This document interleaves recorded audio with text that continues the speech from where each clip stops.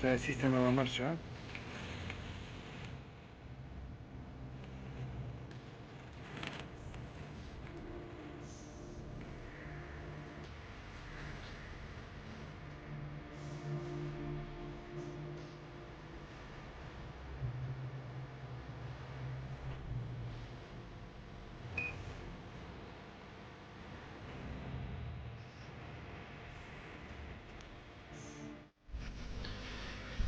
Кој е баш најголем улов на капиталец и на кој езеро? На кратко. Освен за Козјак, Па најголемиот мој уловен крап е што јас лично сум го ваѓал на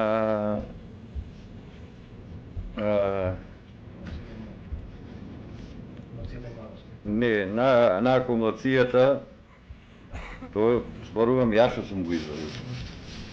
На Крушевско езеро имавме два примероци големи. Имавме откачување на уште неколку примероци уште поголеми, значи 9,8 кг. Во Пештене исто пативме еден многу, мислам, ми скина многу голем крап. И таму пативме еден 7,700. 8,700 имам на акумулација во Козјак. И прв пат кога отидов на Младост, таму ловивме еден крап од 17 кг, тоа е го улови Ицо од Бет.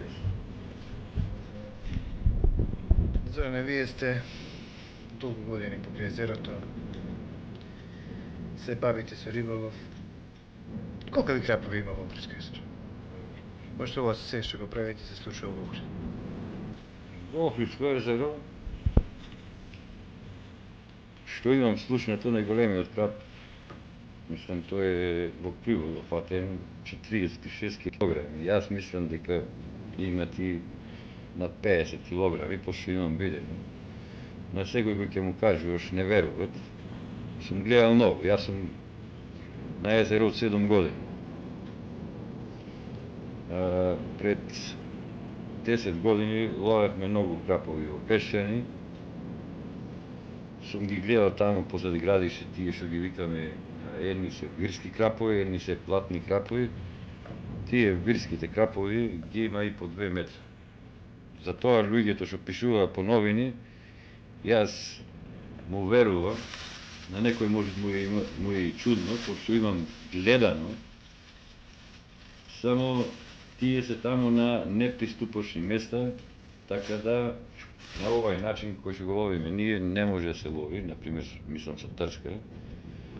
Можеш да ги ловиш само од брод, уготвен, и да ги крмиш 10 дена најмалце унапред пред да одиш да ловиш. Значи добро да се припреми теренот. Добро да се припреми теренот, иначе терените таму нема ни песок, значи се само камена, а иначе има многу големи крапови. Со овие твои брили, ќе видиме што може да ловиме на акумулацијата Козјак. Козјак максимум најголемата големина, пошто е младо езеро, е до 10 кг. Јас прошлиот пат кога бев, имав 2 кинејна, пошто таму крапот, таму нема веќе уживање во крапскиот риболов, него за да го извадиш надвор, за да го фатиш, треба да се окозиш, што викаме, да си многу спретен и да го силуваш, да го сили за да го излечиш од гранките. По вас ја гледам некои црвени дамки, што е тоа? Тоа е планктон. Животински планктон, ракчи. Тие се ги набавувате овде или? Ги набавувам тука, ги берам со мрежичка, ако трпна работа е. Тие, да ви кажам, и нема едни цена, пошто немат, не можеш да собериш еден месец да береш за да собериш 100 грами. Али играт голема улога. Играт голема улога, пошто имат многу витамини. После користам јас и стартер за пастрамки во миксот. Тој стартер е за самите рипчи на кога ќе се извадат од икрите, значи тој е многу протеински, калоричен. Користам и тоа ќе е тајна грамажа колку, што како, некоја школка мелена и без разлика дали е миксот овошен или месен, ставам по малце и онде. Природна храна. Природна храна. А најубаво е да имаш ракови и школки комбинации. Не, само белото месо до пашка да се исуши и школките исто само месото. И тоа да се исуши. Пошто имам сознание јас дека Жерко Цапан 3 пати светски првак биде на доминантно во миксот. Сега он си знае колку се става на гамаров. Види, опреки добиваат со овие природни компоненти за добри бои. Значи имаме добри предуслови за светски шампион. Видите, јас такмичев 3 години.